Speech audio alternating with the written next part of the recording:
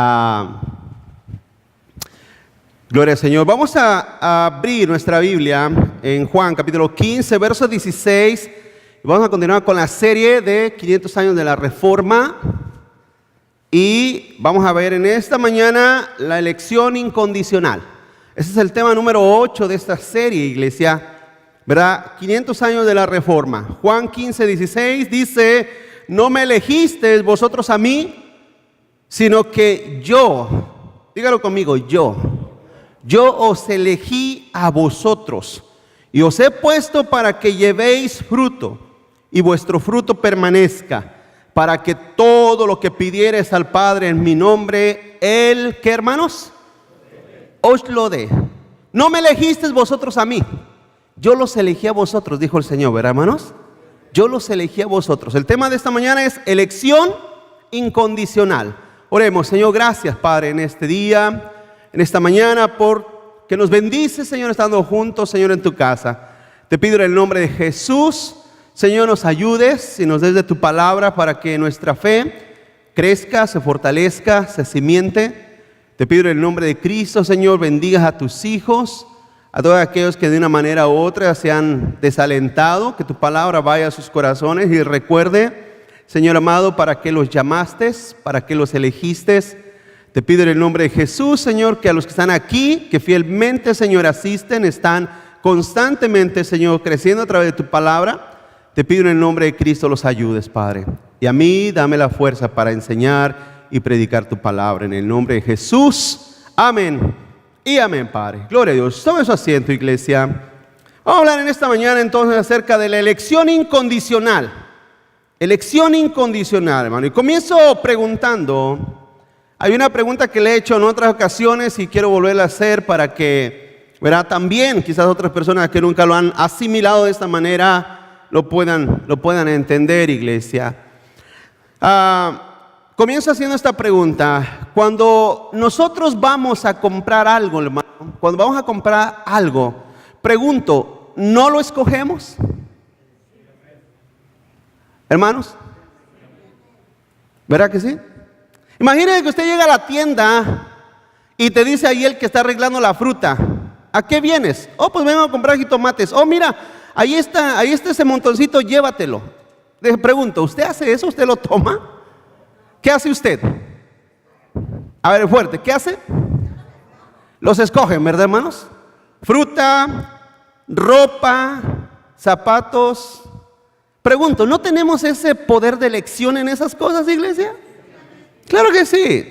Y el punto aquí es que la elección es elegir entre muchos, entre varios. Hermanas, cuando usted va a la zapatería, y yo sé que se le hacen grandes los ojos de ver millares y millares de zapatos, pero es una cosa, usted elige los que a usted les gusta, lo que usted quiere, lo que usted piensa que es para usted, ¿sí? Eso es elección. Eso es una elección que usted hace en el sentido de comprar, adquirir una cosa. Hermanos, pregunto, ¿Dios no tiene derecho de elegir a quien Él quiere? Claro que sí. Hace poco yo puse una frase que dije, sí, porque razonando en esto, pregunto, hermano, ¿acaso Dios, el creador del cielo, el creador de todas las cosas, Él nos hizo, ¿sí o no? Él hizo todas las cosas. ¿No tiene el derecho de condenarnos si quiere? ¿Por qué? Porque todo es de Él. Él tiene derecho de condenarnos. Si Él tiene ese derecho de condenarnos, ¿por qué no tiene el derecho de elegir a los que Él quiere? Piensa en eso. Si Él tiene derecho de condenarnos a todos, ¿por qué no tendría Él el derecho de elegir a los que Él quiere? Eso es el punto de esta mañana. La elección incondicional. La doctrina de la elección enfatiza la soberanía y la gracia de Dios en la salvación del hombre. Mientras que la doctrina que nosotros llamamos arminiana enfatiza la fe y la obediencia del ser humano por medio de su libre albedrío para lograr salvarse. En el calvinismo, hermano, es Dios quien elige quiénes serán salvos. En el arminianismo es el hombre quien decide quién quiere ser salvo. Y vamos a ver, para que usted no tenga tanta confusión, ¿cuántos están de acuerdo que debemos de ver lo que la Biblia dice, hermanos? Debemos de ver lo que la Biblia dice, qué es lo que la Escritura nos enseña. Entonces entendemos que Dios, hermano, jamás hace las cosas al azar ni sin motivo. Dios no hace las cosas al azar ni sin motivo. Le voy a recomendar un video que a mí me fascinó, búsquelo en YouTube. Se llama El Ajuste Fino, apúntelo. El Ajuste Fino, búsquelo y escúchelo, póngalo con atención. Es un video formidable, hermanos, hecho por científicos. Científicos que demuestran cómo el universo tiene una sincronía perfecta. El Ajuste Fino, así se llama. Está en YouTube, búsquelo. Y usted va a mirar, y volviendo a esto, hermano, encontramos que Dios no hace las cosas al azar ni sin ningún motivo. A veces vemos el mundo y decimos, ¿qué está pasando con este mundo? ¿Y qué dicen los incrédulos, los inconversos? ¿Dónde está Dios? Si Dios existiera, no hubiera niños pobres. Si Dios existiera, no hubiera tanta muerte. ¿Sí o no? Esa es la letanía de ellos, iglesia. Pero es una cosa, la Biblia dice que Dios está en los cielos, sentado en su trono. Dios está reinando.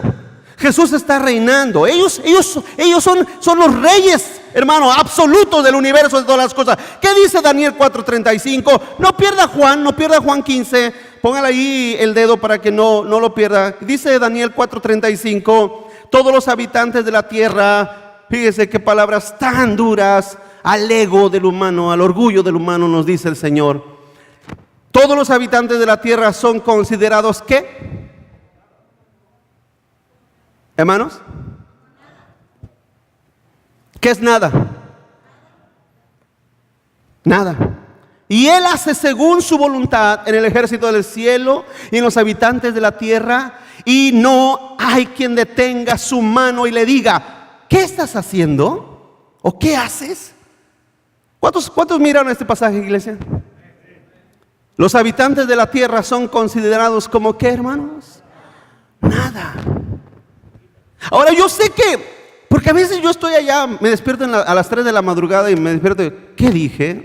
No se crean, no es ahora, pero sí pienso, ¿qué dije? Pero es una cosa, porque sí o no, iglesia, hoy en día la mayoría de la gente busca que le digan lo bien, qué buena persona es, que le digan lo bonito que estamos, lo glorioso que somos las niñas de los ojos de Dios, que somos los intocables del Señor, que somos la cabeza y no la cola, que somos los campeones y no somos perdedores, que somos los que debemos de poseer las mejores posiciones y los mejores manjares y lo mejor de la tierra, y no vivir en la pobreza ni en el destierro como si nada fuéramos. Pero es una cosa, le vuelvo a decir, ¿qué dice la Biblia? ¿Qué dice la Escritura? ¿Qué dice la palabra del Señor? La palabra de Dios dice, hermanos, iglesia, que los habitantes de la tierra son considerados nada. Nada. Son palabras duras, yo lo acepto. Que Dios me diga, que Dios me mire a los ojos y me diga, ¿sabes qué tú eres, Leo? No eres nada. Es una cosa, me dolería y duele. En el orgullo duele. ¿Cuántos dicen amén, hermanos? Duele. Pero la pregunta es, ¿quiénes somos nosotros para ir a decirle a Dios, ¿qué estás haciendo? Entonces, vuelvo a decir, ¿verdad? Es la diferencia con la cual encaramos hoy en día. Una notación de una diferencia, las doctrinas de la gracia, que es lo que les he estado enseñando, es resaltar la soberanía de Dios y su gloria y su derecho a ser el Dios que Él dice que es. El arminianismo es la exaltación del hombre y su libre albedrío y su participación en su propia salvación por su decisión. Pero, hermanos, Daniel dice lo contrario. Daniel dice que el hombre no es nada, no tiene tal derecho a elegir o no elegir. Eso dice la Biblia, no es nada. No es nada, el ser humano. Si fuera algo, el hombre tuviera derecho a elegir, pero no es nada porque no tiene derecho a elegir. Volvemos, punto número 1. Una teología basada en las Escrituras es bíblica, hermanos. Una teología basada en las Escrituras es bíblica. Bájale un poquito, hermano. Por favor, Adrián, un poquitito. Una teología basada en las Escrituras es bíblica. Vamos a ver el pasaje que miramos ahorita. Juan 15:16 dice, no me elegisteis vosotros a mí, sino que yo os elegí a vosotros Y os he puesto para que vayan y lleven fruto, y vuestro fruto permanezca, para que todo lo que pidan o pidieran al Padre en mi nombre, Él se los dé. Fíjese que fuimos elegidos para llevar fruto, para hacer las obras de Dios. No, hermano, no fuimos elegidos por lo que haríamos, no, sino fuimos elegidos para hacer en un futuro. ¿Sí? Porque hay a veces una confusión en la gente. Dice, no, es que Dios miró hacia el futuro y Dios miró los que iban a creer en Él, por eso Dios los eligió. Pero si fuera así, entonces no dijera lo que dice aquí la Biblia. La escritura dice, bájale más por favor para a ver si no, o al monitor. La escritura dice que, hermano, fuimos escogidos ¿para qué? Para que llevemos fruto, no porque teníamos fruto, fuimos elegidos. ¿Sí me estoy explicando, hermano? ¿Sí se me expliqué? Fuimos escogidos para, no por qué. Eso es un punto muy importante, porque vuelvo a decir, Dios en su soberanía no elige según Él nos mira. Entonces, vuelvo a decir, Dios no mira hacia el futuro. Dios mira hacia el futuro, pero no te escogen conforme a tú eras en el futuro. Porque debe ser una cosa, iglesia. En realidad, ¿quién de nosotros podemos decir que éramos unas peritas en dulce? ¿O quién de nosotros éramos tan buenos que por eso Dios nos escogió? ¿No dice la Biblia que lo vil de este mundo eligió Dios? Entonces, llevaremos fruto porque somos elegidos. Continuó. Dios decidió darnos vida y perdonarnos desde antes de la fundación del mundo. Tu perdón y la vida eterna que tú hoy en día gozas y tienes no fue establecido en el momento que tú dijiste que le entregaste tu vida a Cristo Jesús, no, sino que fue dada, iglesia, fue dada tu vida, tu persona, desde antes de la fundación del mundo. Creo que es eso. Dice 2 Timoteo 1:9. Fíjense lo que dice 2 Timoteo 1:9. Quien nos salvó y llamó con llamamiento santo, no conforme a nuestras obras, sino según ¿qué, iglesia? El propósito suyo y la gracia que nos fue dada en Cristo Jesús. Dígalo conmigo, antes de los tiempos de los siglos. ¿Me va siguiendo? ¿Cuándo fue cuando Dios, hermano, fundamentó un llamamiento para nuestras vidas? ¿Cuándo? Antes de la fundación del mundo. Todo está establecido desde antes de la fundación del mundo. No ahorita. Nosotros, porque naturalmente nosotros tenemos que vivir la vida naturalmente, iglesia. Tenemos que vivir la vida naturalmente. No podemos correr conforme al tiempo de Dios, ¿sabe? No podemos correr conforme al tiempo de Dios. O sea, no podemos dejar de vivir la vida que vivimos. Naturalmente nacemos y vivimos cada día para después morir, y eso está establecido por Dios. Pero déjeme decir una cosa, iglesia. Todas las cosas que Dios ha predeterminado, ha dicho, ha establecido, han sido hechas desde antes de la fundación del mundo. Han sido puestas desde allá. Aquí lo dice claramente. Ahora, ¿nos escogió porque éramos buenos? ¿Nos escogió porque éramos muy religiosos? ¿Nos escogió porque había alguna cosa, algún mérito en nosotros? No, dice la Biblia ahí que nos salvó y llamó con llamamiento santo, no conforme a nuestras obras, sino según el propósito suyo. Entonces vemos, iglesia, que el propósito de Dios se cumple y se cumplirá. ¿Cuántos dicen amén, hermanos? Se cumple y se cumplirá. Decir que la elección es algo que inventó Calvino, porque ese es el problema. Mucha gente dice, no, ustedes los calvinistas siguen a un hombre y adoran a un hombre. Están mal, hermano. Algunas de estas personas afirman que nosotros somos seguidores de Calvino. Eso, hermano, eso sería una ofensa contra Dios. ¿Por qué? Porque el creador de la palabra de Dios es Dios mismo. Dios mismo, y Él es el que lo dijo, no lo dijo Calvino. Si estas palabras de aquí de 2 Timoteo 1:9 hubieran estado, hermano, en la confesión de Westminster del siglo XVI para acá, Si esas palabras hubieran dado comenzado del siglo XVI para acá, lo entendemos. No es bíblico, pero está en la palabra de Dios. Es lo que la Biblia dice, es lo que la Escritura nos enseña. Eso es lo que la palabra de Dios nos enseña, hermano. Es decir, hermano, que Dios como Padre bueno no puede alcanzar ni salvar al ser humano, porque éste desea más lo malo y por lo tanto Dios no puede quebrantar esa voluntad del humano. Hermano, la elección incondicional no fue un invento de Calvino. Estoy hablando acerca de también del libre albedrío. ¿Alguna vez usted ha oído, hermano? ¿Cuántos alguna vez han oído que el ser humano tiene libre albedrío? Imagínese, mire, le voy a hacer esta pregunta y lo he hecho en otras ocasiones. Piense en esto, razonemos en esto, iglesia. Cuando usted va con su baby chiquito, cuando usted va caminando con su niño, ¿usted lo suelta?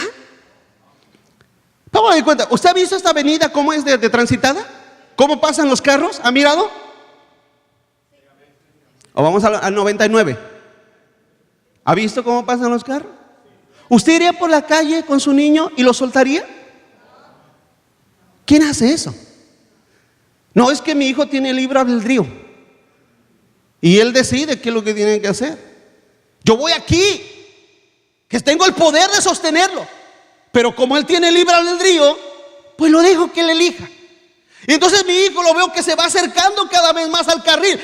Y yo estoy como padre, no, por favor, hijo mío, no decidas hacia allá. Ven a mis brazos, yo aquí te estoy esperando, te amo tanto, que no quiero que te vayas para allá. Y veo que mi hijo, sus pasos se van conduciendo hacia allá y hacia allá, hacia allá. Y yo estoy desesperado aquí porque mi hijo, por su libre albedrío, está decidiendo ir para allá. Pregunto, ¿es eso lógico en nuestras 500 neuronas que tenemos en la cabeza, hermanos? ¿Es eso lógico? ¿Verdad que no? Póngase a pensar que nuestro Dios sabe del peligro del infierno eterno. Imagínese, porque Él lo hizo, Él lo creó. ¿Está de acuerdo? Imagínese que Dios dijera, pues acá yo los estoy esperando, pero ustedes deciden. ¿Que acaso no sabemos? La semana pasada hablábamos, dice la Escritura que nosotros estábamos como muertos en delitos y pecados, y lo miramos que estábamos sin Dios y sin esperanza en el mundo. ¿Se recuerda? Sin Dios. Entonces nuestras inclinaciones, dice Génesis 6:5, que nuestra inclinación es solamente nuestro corazón de continuo. ¿Hacia dónde? Hacia el mal. Entonces por naturaleza el ser humano decide hacia lo malo. Dios en su sabiduría no podría dejar al ser humano que por su libre decisión quisiera ir al cielo. ¿Por qué? Porque no tiene esa decisión, porque no tiene ese poder, no tiene esa fuerza. El hombre está muerto. Por lo tanto, Dios, hermano, en su gracia, en su amor, hizo todo desde antes de la fundación del mundo. Quítese esa idea de la cabeza. No, esas son doctrinas de Calvino. No, fue lo que la Escritura nos enseña, fue lo que el Espíritu Santo enseñó a los santos apóstoles. Punto número 2. Es una pregunta. Punto número 2. ¿Cuál es la diferencia? ¿Cuál es la diferencia? Según el arminianismo, hermano, los planes de Dios fracasan porque han sido más los que se van, hermano, al infierno que los que se salvan. La semana pasada les pregunté, iglesia, la semana pasada les hice una pregunta y creo que es muy válida. Creo que es muy válida la pregunta. Hermanos, Jesús dijo que el camino que lleva a la vida eterna, ¿cómo era? Angosto. Y dijo unas palabras muy claras: y pocos. Porque déjeme decir una cosa, y se lo dije la semana pasada, comparada a la gente que está dentro de las iglesias, ¿no es un número muy reducido comparado a lo del mundo? ¿Sí me explico? Entonces, déjeme decir una cosa. Si los que se salvaran, fueran más que los que van al infierno, entonces las iglesias serían los estadios y los templos serían los campos de fútbol. ¿Sí? Los estadios serían las congregaciones, los estadios, los parques. Imagínense las masas. ¿Quiénes son esos grupos tan grandes? La iglesia de Cristo. Pero como son pocos los que se salvan, entonces con trabajos a veces llenamos por ahí algunos templos. De la misma manera, iglesia, Eso significaría que entonces el plan de Dios fracasó. Porque debe ser una cosa, iglesia. Piense en esto. ¿No es un fracaso que tan poquitos vayan a la vida eterna? Pensándolo humanamente. ¿No será un fracaso que tan poquitos van a la vida eterna? Póngase a pensar que usted trabaje 20 horas al día. 20 horas al día, 7 días a la semana, 365 días del año, y que no tiene nada. ¿Qué te dirían? Oye, pues realmente es un fracaso. ¿O no, hermanos? Es un fracaso.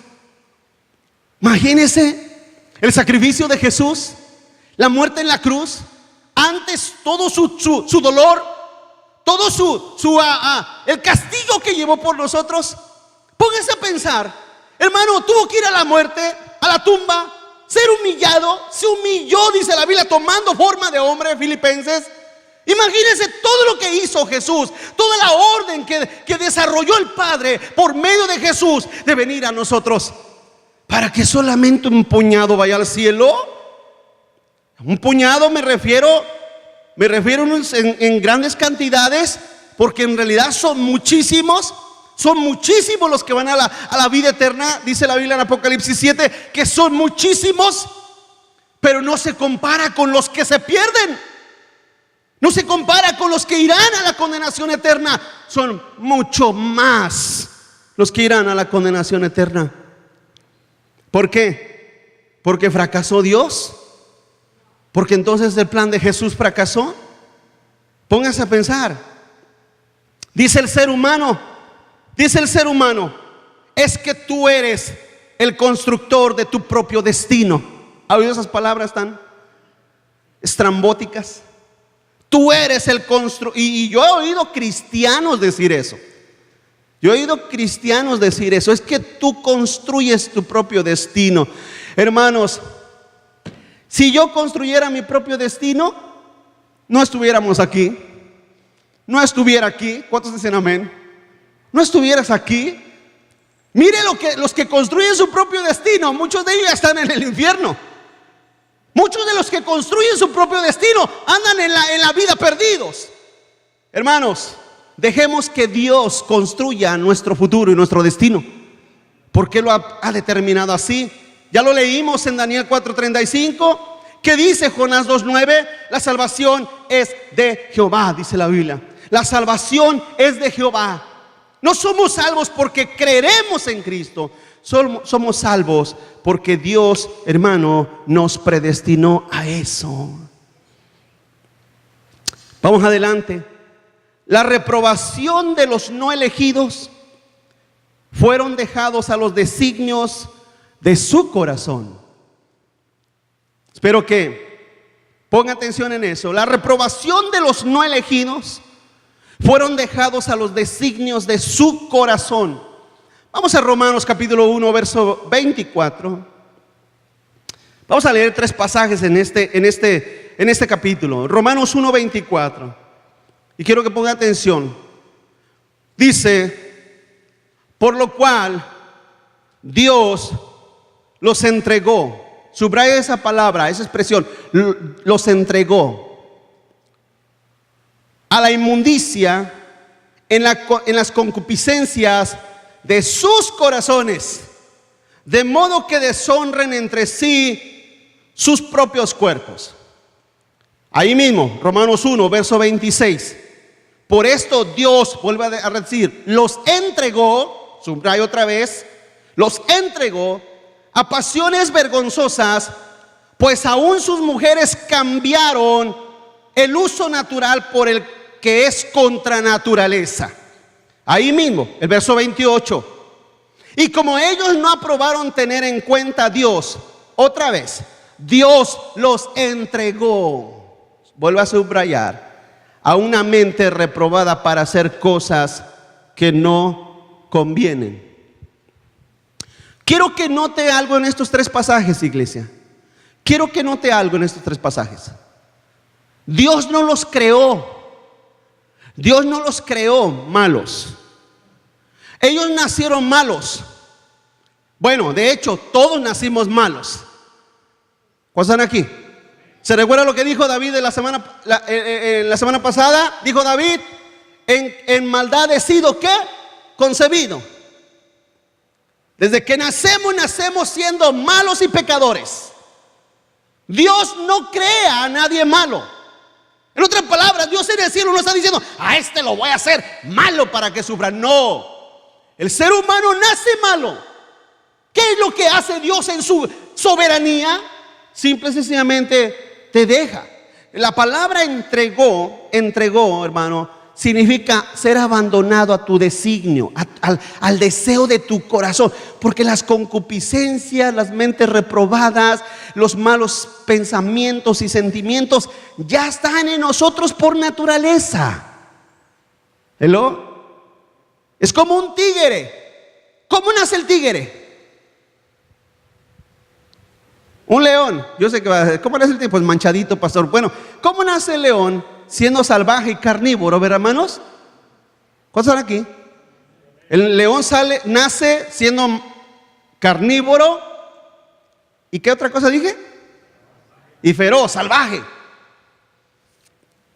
El león, cuando es joven, sigue siendo feroz y carnívoro. Y el león, cuando tiene 45 años, que ya está viejo y su melena ya está vieja y con trabajos camina, el león sigue siendo feroz y carnívoro. El ser humano igual. Usted nace siendo malo, yo nazco siendo malo, y si Dios no hace un milagro en nuestra vida, morimos siendo malos, feroces y carnívoros. Entonces Dios no crea un ser humano malo, no, Dios lo abandona simplemente. Dios los abandona a los deseos, a las pasiones deshonrosas y concupiscencias de sus corazones, para que hagan cosas vergonzosas y para que hagan lo que su naturaleza misma hace, a sus mentes reprobadas para hacer cosas que no convienen. Hermano, esa reprobación de los no elegidos simple y sencillamente se determina en el abandono de los designios de su corazón. Continúa adelante, punto número 3. Punto número 3. ¿Es injusto Dios por hacer conforme a su voluntad y soberanía? Porque hay gente que piensa que Dios es injusto. Y este punto yo también es importante que yo se los enseñe. Porque hay gente que dice, pues qué injusto es Dios. ¿Por qué Dios sería tan injusto de dejar a muchos y no elegir a bastantes? ¿Por qué es injusto Dios? Y la pregunta ¿es injusto Dios por hacer conforme a su voluntad y soberanía? Hermano, por otro lado, al mismo tiempo la Biblia afirma que muchos son elegidos para vida eterna. Y asimismo, ya lo miramos, que muchos son abandonados al pago de su mismo pecado. ¿Es esto injusto que Dios haya hecho tal reprobación por su sola justicia, que Él haya decidido abandonar al juicio de sus propios pecados a muchos? ¿Es eso Dios injusto? ¿O en eso es Dios injusto? Es importante entender que en cada caso de endurecimiento, Dios solo permite que el corazón siga su misma inclinación. Lo abandona al deseo réprobo de sus propios deseos y pasiones que ya están en el corazón no regenerado del hombre. Es importante que lo aprendamos, que lo entendamos. Vamos a ver algunos pasajes bíblicos. Dios, soberano Dios en sus juicios.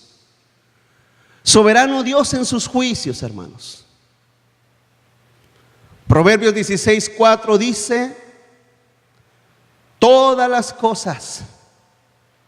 Fíjense que la Biblia es categórica en todos los aspectos, hermanos.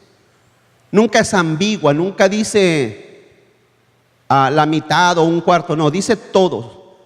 Todas las cosas ha hecho Jehová para sí mismo, y aún al impío para el día malo. Fíjense, ¿sí? El día malo se refiere al día del juicio, hermano.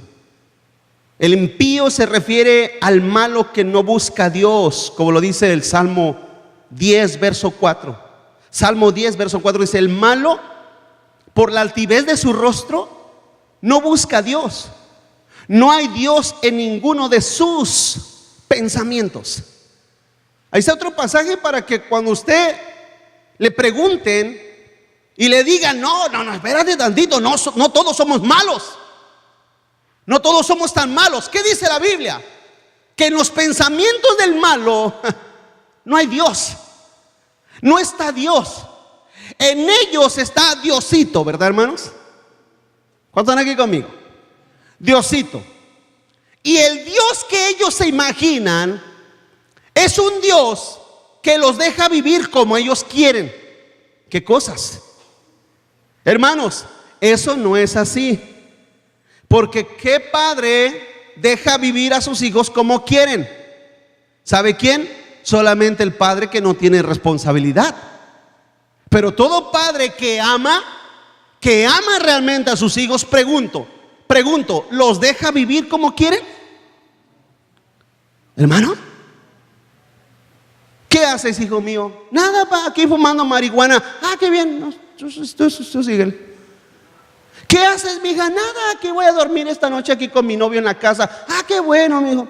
¿Eso es un padre normal? Claro que no. Un padre no deja vivir a sus hijos como quieren. No los deja vivir como quieren. Nadie en su sano juicio hace eso. Pero es una cosa, Dios al malo lo deja vivir como Él quiere. ¿Sabes por qué? Porque no es su hijo. Porque no es su hijo. Sus hijos, Dios no los deja vivir como quieren. Él simple y sencillamente pone su espíritu en nosotros para que nosotros vivamos conforme a su gracia, conforme a su voluntad. Continúa adelante. Soberano Dios en sus designios, hermanos. En sus designios. El tropiezo para muchos es un destino preparado y hecho para ellos, iglesia. Primera de Pedro, capítulo 2, verso 8.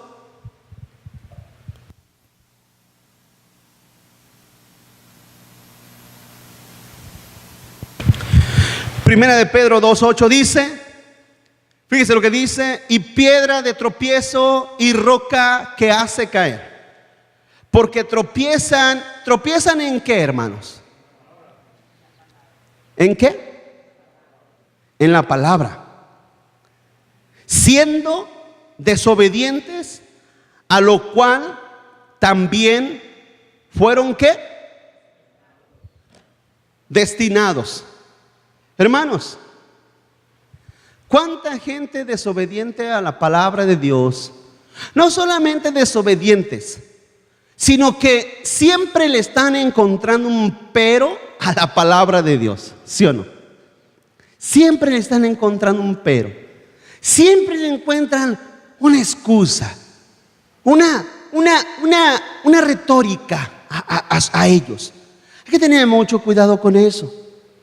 Hay que tener mucho cuidado con eso. Si hay algo que yo les quiero enseñar, hermanos, si hay algo que yo quiero que ustedes aprendan bien, es que lo que dice la palabra de Dios, así es.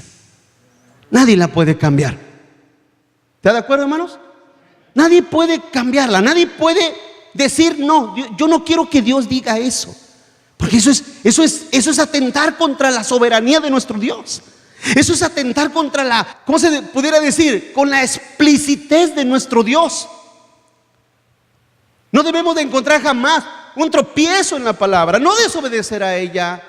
Porque, vuelvo a decir, póngase a pensar, hermano. Y le vuelvo a decir, ¿cuántas personas, y hemos dicho en otras ocasiones, cuántas personas no han pasado por aquí? ¿Y sabe qué? ¿Se quiere que le diga una cosa, hermanos?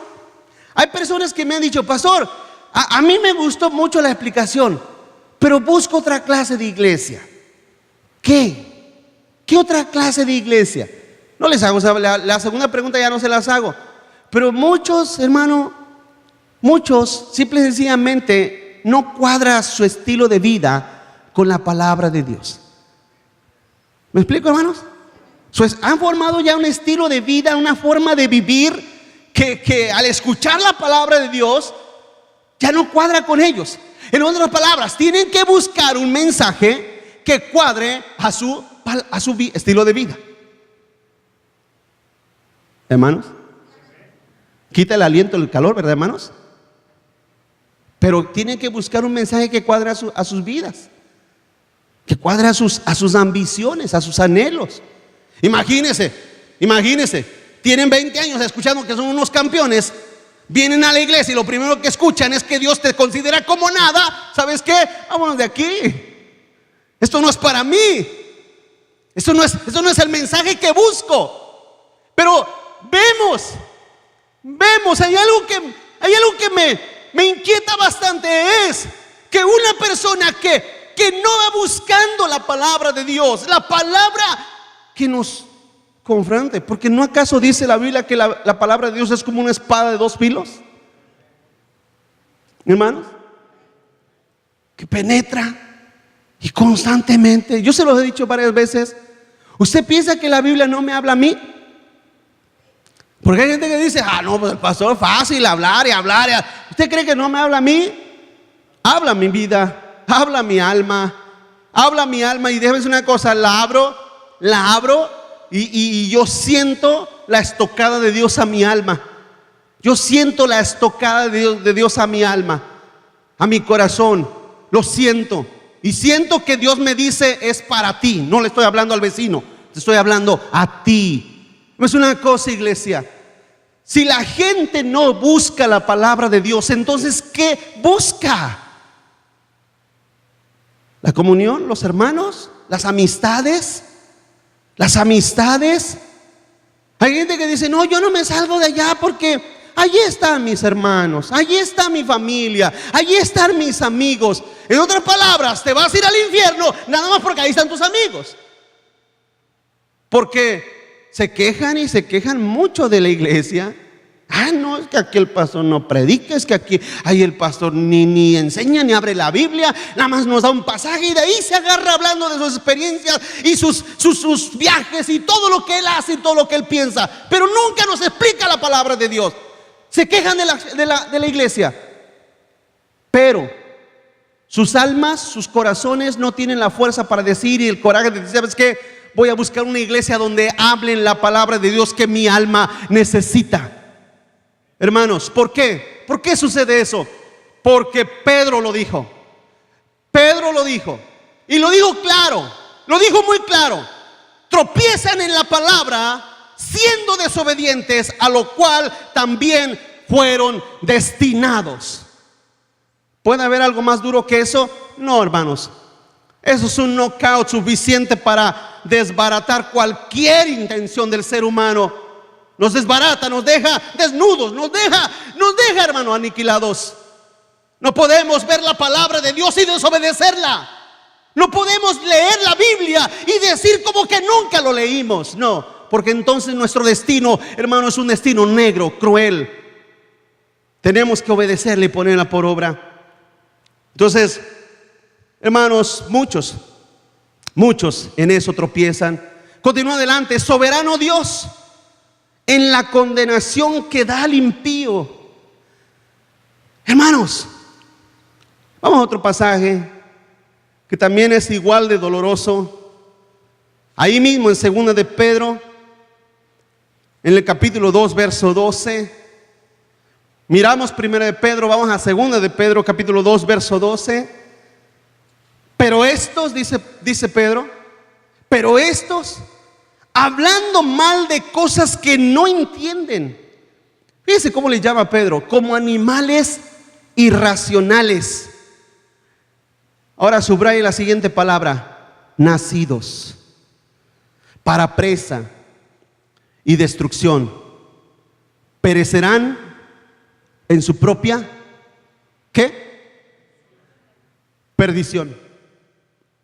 Hermanos, por mucho dolor que nos cause la palabra de Dios, así lo dijo el Señor.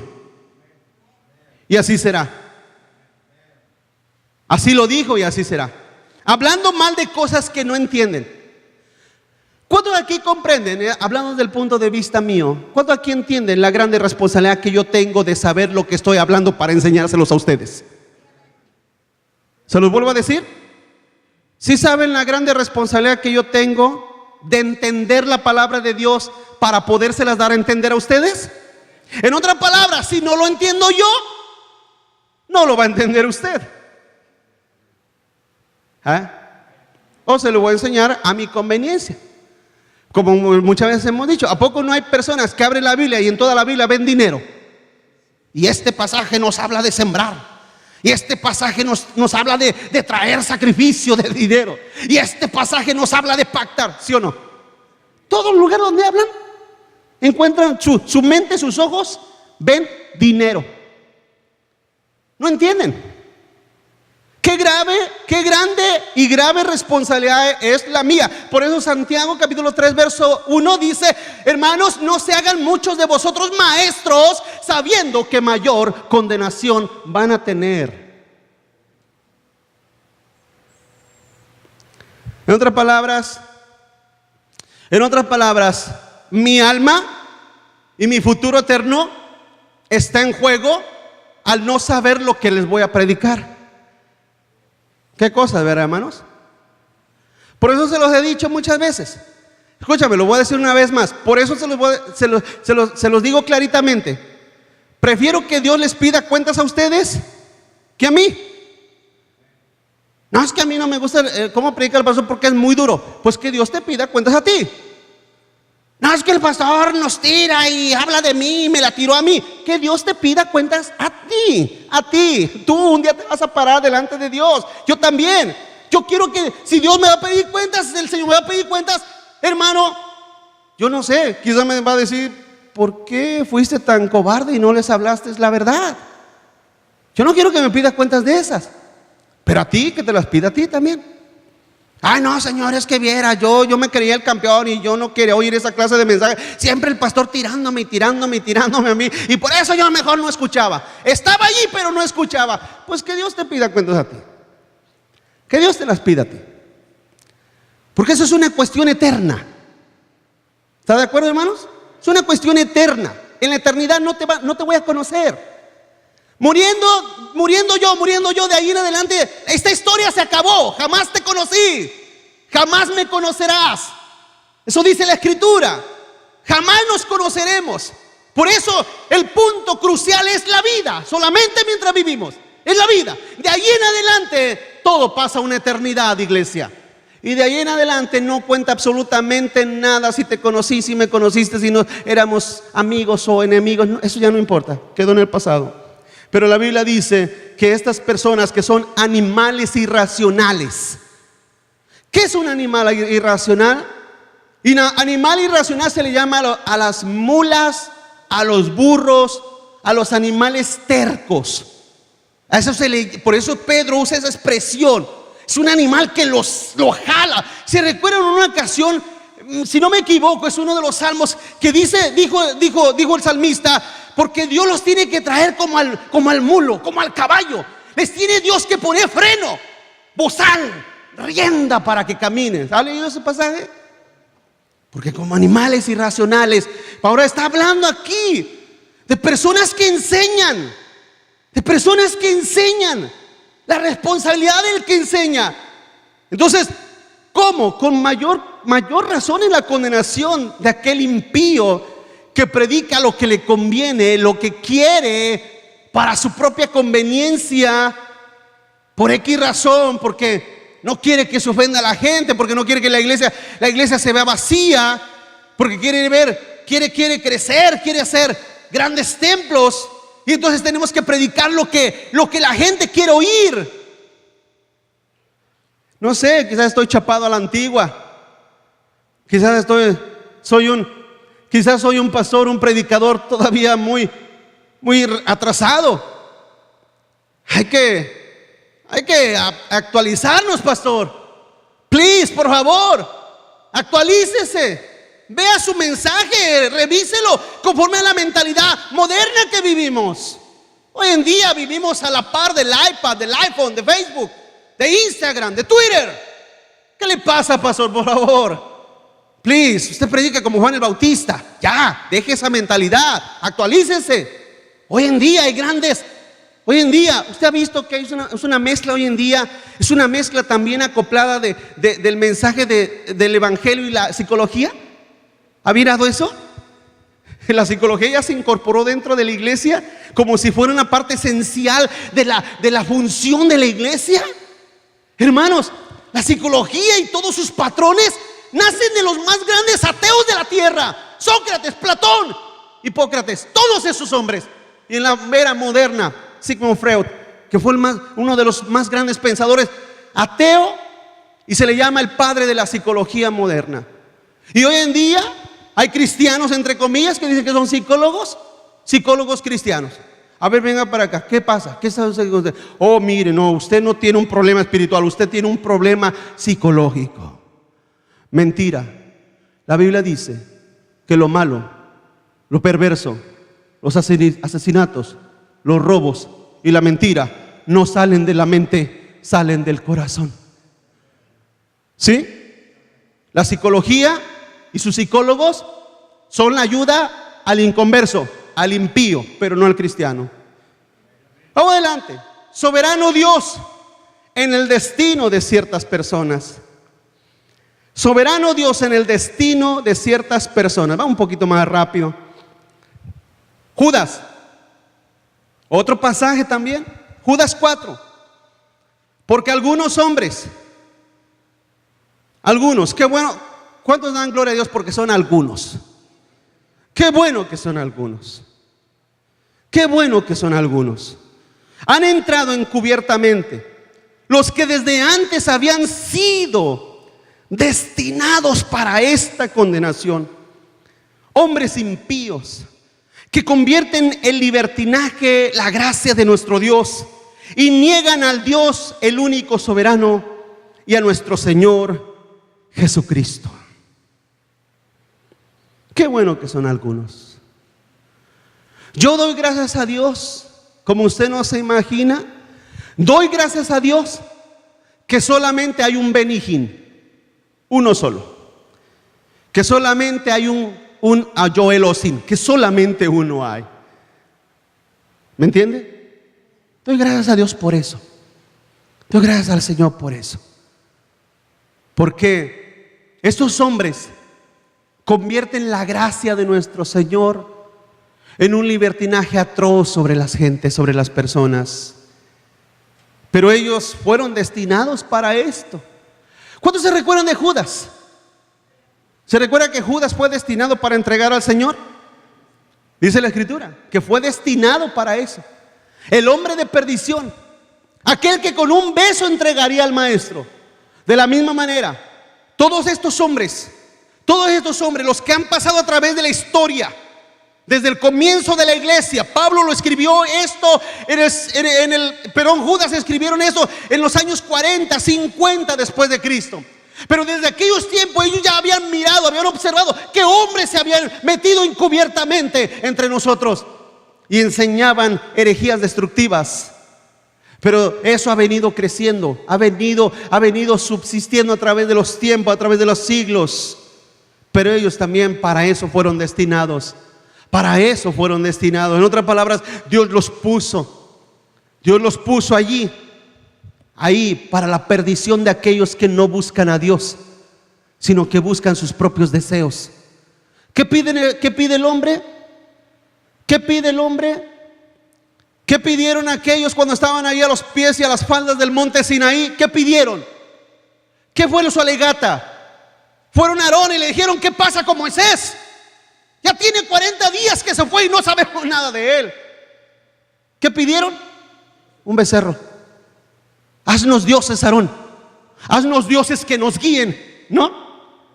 Haznos dioses. No buscan al Dios de los cielos, sino que buscan dioses. Entonces, como buscan dioses, Dios les da dioses. Como buscan maestros que hablen conforme a sus propias concupiscencias, Dios les da esos maestros que les hablen lo que ellos quieren oír. ¿Me explico, hermanos? Dios se los da. ¿Qué quieres? Ya no quiero maná. Ya no quiero codornices. ¿No? ¿Qué quieres? Quiero otras cosas.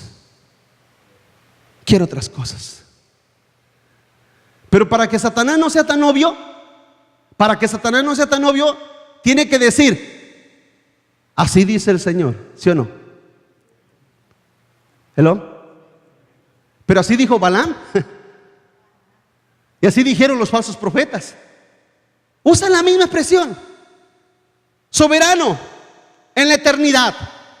Continúo. Soberano en la eternidad. Apocalipsis 13, verso 8. Dice: soberano Dios desde la eternidad. La soberanía de Dios se manifiesta desde todas las edades.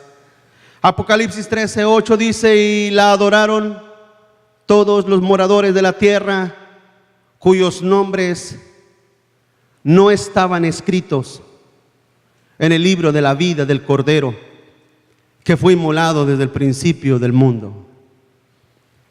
Hermanos, usted logra ver mucha infidelidad en el sentido para con Dios dentro de las iglesias hacia el Señor. Hermanos, ¿sí ven eso? ¿Sí lo ven? ¿O nada más yo? Si nada más yo lo veo, présteme sus lentes para ver mejor, ¿sí? Pregunto, ¿no ve una enorme infidelidad de muchas personas que dicen que son creyentes? ¿No ve su infidelidad para con el Señor? Pregunto, si el anticristo se manifestara en estos momentos, ¿dónde quedarían todas esas personas infieles? Imagínese una persona que cree en las apariciones, que cree en las revelaciones, que cree en las visiones. Dice la Biblia que Satanás, por arte y fuerza y poder del diablo, dice la Escritura que hará descender fuego del cielo, ¿sí o no? Y a muchos engañaría. Pregunto, ¿a quiénes son los que engañaría? ¿A esos inconstantes? ¿A todas esas personas que tienen la iglesia como nada, que tienen al Señor como nada, que tienen su palabra como nada? Y aparecerán estas obras milagrosas para engañar a muchos. ¿Por qué? Porque la Biblia dice, hermano, que no estaban escritos en el libro de la vida del Cordero, que fue inmolado desde antes o desde el principio del mundo. Porque Dios es soberano desde toda la eternidad. Continúa adelante. Dios soberano en su misericordia. Dios soberano en su misericordia. Vamos a Romanos. Romanos capítulo 9, verso 14. Dice Pablo: ¿qué pues diremos? ¿Qué pues diremos? Dice Pablo. ¿Que hay injusticia en Dios? En ninguna manera. Romanos 9, verso 14, verso 15. En ninguna manera, dice Pablo. Pues a Moisés dice: ¿tendré misericordia de quién? Del que yo tenga misericordia, y me compadeceré del que yo me compadezca. Así que no depende del que quiere, ni del que corre, ni del que corre, sino de Dios que tiene, ¿qué, iglesia? Porque la Escritura dice a Faraón: para esto mismo te he levantado, para mostrar en ti mi poder, y para que mi nombre sea anunciado por toda la tierra, de manera que de quien quiere tiene misericordia, y al que quiere endurecer, ¿qué? ¿Sí puede ver la majestad de su soberanía, hermanos? ¿Sí pueden ver la majestad de su soberanía? No es del que quiere, no es del que corre más rápido, es de Dios quien tiene misericordia. Y si, vuelvo a repetir, si Dios te trajo a su camino, a su verdad, es porque Él ha tenido misericordia de nosotros. Y fíjese, dice para a ti, Faraón, que eso se aplica objetivamente a cualquier persona que se opone al evangelio, y que se opone al cristianismo, y que se opone a la verdad de Dios. Todos esos faraones de hoy en día, el Señor les dice: para eso los levanté, para manifestar en ustedes mi nombre. Para eso los manifesté, para endurecerlos y yo sea glorificado, dice el Señor. Continúa adelante. Dios soberano en mostrar su gloria. Dios soberano en mostrar su gloria. Vamos a ver este pasaje también ahí mismo, el verso 22, capítulo 9, verso 22. Y vuelve a decir Pablo en una manera retórica, iglesia. Dice, ¿y qué? Si Dios, queriendo mostrar su ira y hacer notorio su poder, soportó con mucha paciencia los vasos de ira. Fíjese lo que dice, preparados, ¿para qué? Y para hacer notorias las riquezas de su gloria, las mostró para con los vasos de misericordia. Fíjese cómo usa el mismo vocablo. Dice que Él preparó de antemano para gloria. Esos vasos están preparados. Hermanos, que de hecho nosotros también hacemos eso. ¿Alguno de ustedes tiene una vajilla especial en su casa? ¿No? ¿Tiene vasos especiales, vajillas especiales, que no las usa en todo momento? Hay unos muebles aquí, yo no los conocía en México, pero aquí sí, se llaman chineras. ¿Las conoce? ¿Verdad? Un mueble que tiene puertas de vidrio, en la mayoría. Y la mayoría de la gente ahí, ¿qué guarda? Sus vajillas y sus utensilios especiales. ¿Sí o no, hermanos? Que te dice el niño, mamá, quiero leche, pero en ese vaso que está allá adentro, cállate, chamaco, ese vaso es sagrado. ¿Sí? Ahí están los otros vasos, ¿sí o no, iglesia? ¿Me estoy explicando? Es lo que dice aquí Pablo. Hay vasos que son preparados para la gloria de Dios. Hay vasos que son preparados para deshonra. ¿Sí? Vasos que son preparados para darle gloria a Dios. En eso se exalta a Dios. En eso es glorificado Dios. Pero también en los vasos de deshonra. Dios no pierde. Dios no pierde. Se los he dicho muchas veces. Vasos de deshonra preparados para condenación. No piense jamás piense que Dios está en el cielo llorando, lamentándose, y quizás hasta recriminándole a Jesús. Hijo mío, pues que no te mandé pues a que salvaras a todos, que no te mandé a que redimieras a todos. ¿Qué pasó? Pónganse a pensar, el padre reclamándole al hijo. ¿Fuiste a la tierra? ¿Para qué? Para que muchos, pero no todos, vengan acá. ¿Usted se imagina a Dios llorando? ¿Usted se imagina a Dios llorando en el cielo? No, iglesia, Dios no es como nosotros. Dios no es nosotros. Dios no es como nosotros. Eso es importante que lo entendamos, porque le dije al principio, ¿qué hacen las doctrinas de la gracia? ¿Qué hacen las doctrinas de la gracia? Exaltan la soberanía y la gloria de Dios.